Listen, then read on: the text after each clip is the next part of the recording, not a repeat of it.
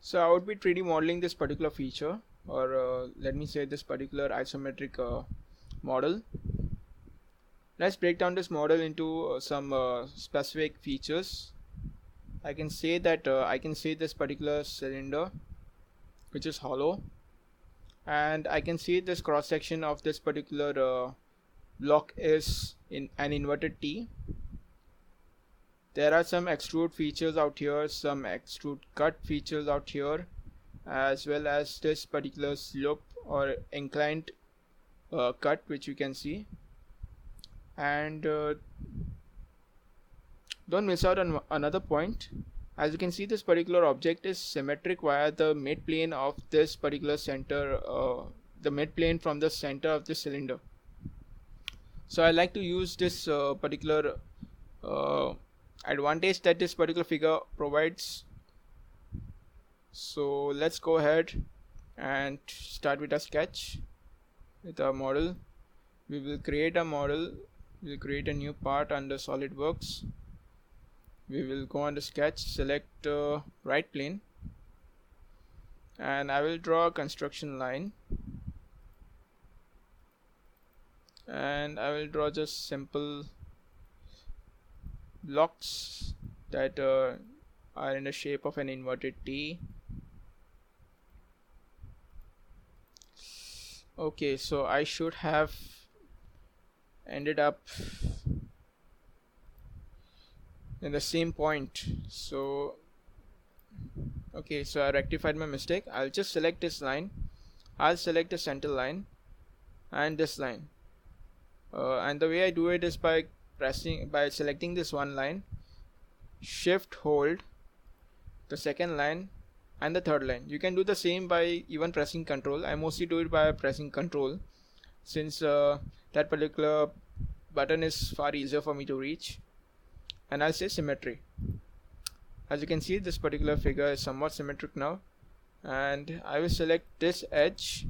Do the same, either press Ctrl, hold, select this center line, and select this other line. You can select both Ctrl as well as Shift. Any one will do. I'll say symmetry.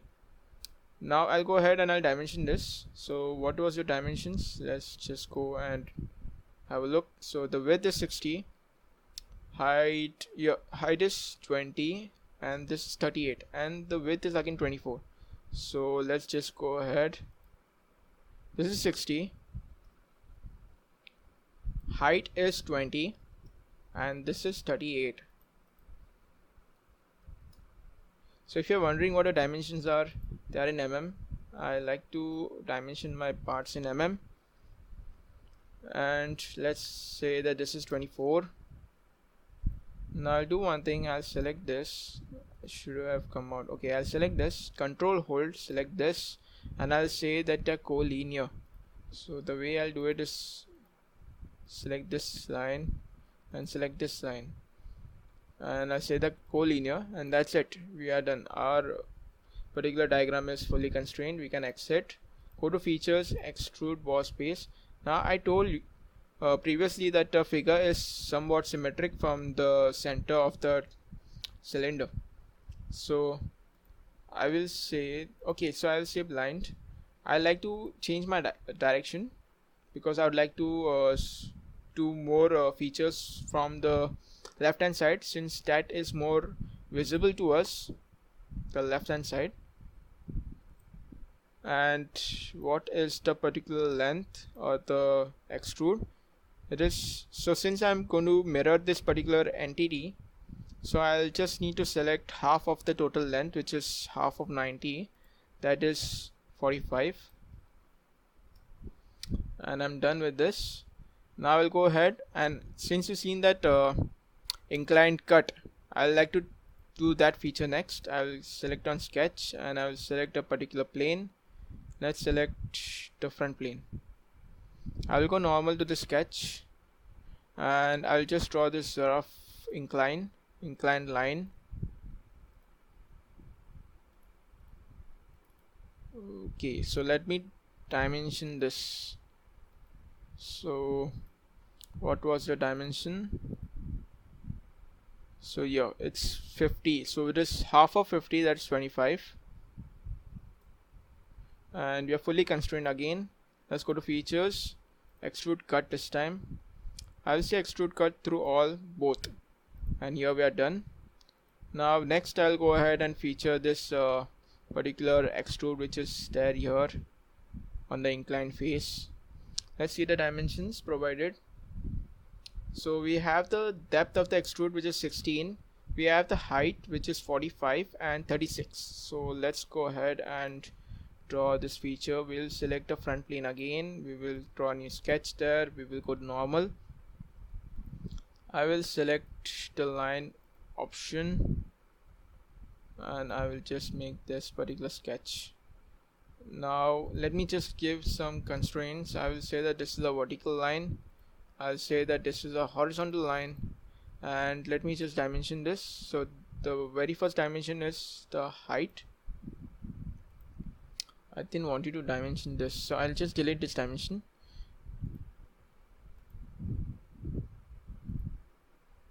Okay, so again it ended up, let's select this point here. So this is 45, this is 36, and what have we missed out on any dimensions? 36, 45, and the okay, so we can exit a sketch here, go to features, extrude boss base. Now since we have symmetry to that mid plane, so we'll select mid plane, and the depth was 16. We are done with this feature. Now I will select the front plane again and I will sketch on it because I need to make the cylinder. So the cylinder may be here somewhere. Let's do the dimensioning of the cylinder. So let's see the relevant dimensions. It's 40 and 50 from the base. So 40 in diameter and 50 from the base. So from here to the origin should be 50.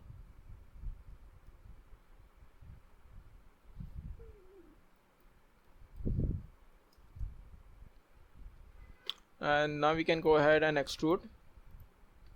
Now again, taking into consideration that it's symmetric, so I will extrude from mid plane.